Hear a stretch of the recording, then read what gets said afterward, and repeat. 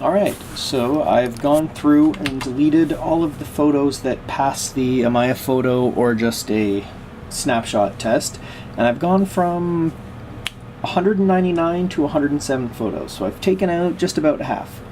So now it's time for the third phase, and this is where you break things up a little. During the second phase, I was noticing that I was taking a number of different types of photographs.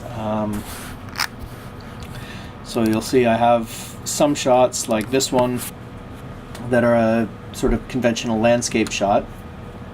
I have some that are animal shots. Get past that. More landscapes, animal shot. I have these ones that are sort of like a homogeneous composition, just like a full screen. It's almost like an abstract texture photograph. And then I also discovered, much to my surprise, I actually took a series of photos that had sort of very sick and broken trees or elements of nature with something very wrong with them, just kind of front and center. So, and then back to more homogeneous full composition, nice strong center tree. So now that I've and then some people interacting with nature. So now that I've noticed that I've kind of taken photos in different categories, rather than try to finish editing by just deleting what I think is bad and keeping what I think is good, I've entered a apples versus oranges phase where that's not really going to be feasible anymore.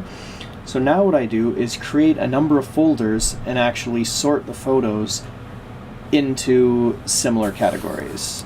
You know, new folder, just call that sick trees. Why not? Animals. We'll just abstract. People. Landscape. Yeah, so just keep creating folders, and once you think you have enough, just start moving photos into those areas.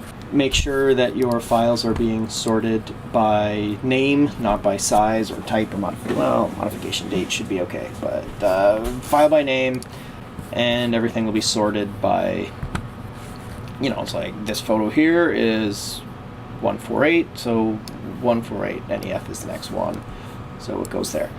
And that's all you're doing, is just sort them into categories. Alright. Gonna get working on that now. Okay, so I've taken all those photos and now I've sorted them into separate folders.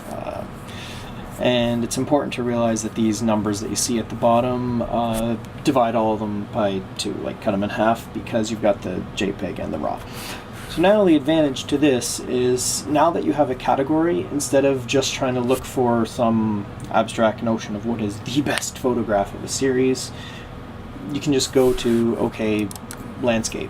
And now when I'm looking through these, it's not about, is this a good shot compared to everything else? It's, is this a good landscape? I now know what I'm looking for. You know, at this point, it gets a lot more subjective, and you know, your gut has already told you that there's something to this photo.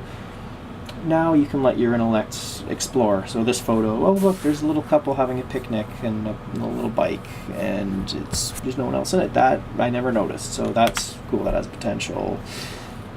That doesn't really do much for me. Yeah, you have to keep telling it not to do that.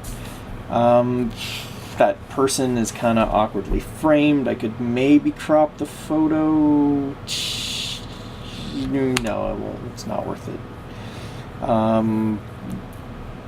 You know, just this one. Oh, it's actually kind of interesting with the framing of the hydro wire in the road. I could use that as a technical example in a later video. Same with this one. Okay. Actually, I do like that one. That might actually fit in more with the sick trees category. So that one, no. Okay, so yeah, now open a terminal. Trash single twin. Okay, so in here I now have 9 interesting landscapes that I can post to a landscape folder. sick trees. This was the element that I think is a little more interesting. Sick trees isn't a great title, but now that I have a theme in mind, it's just trees that have interesting properties, like that big split down the middle, that big hole in it. This tree doesn't really have anything interesting going on. That tree composition, maybe I could turn it into an Instagram shot. A couple walking their dog and a tree on a bit of an angle. You know, it's okay. Yeah. So anyway, once you get to this point, it really just becomes a lot of subjective, just planning things out, thinking about it. This is really the slow, boring part, so I'm not gonna really go with the video. But anyway, that's the 3-stage process that I go for to edit down my photos. And I'm sure you're thinking now, but you said there's 4 steps for editing. Yes, there is. That is when you, when you get your pictures into what you think is a solid theme, then you open up your image editing software and actually edit.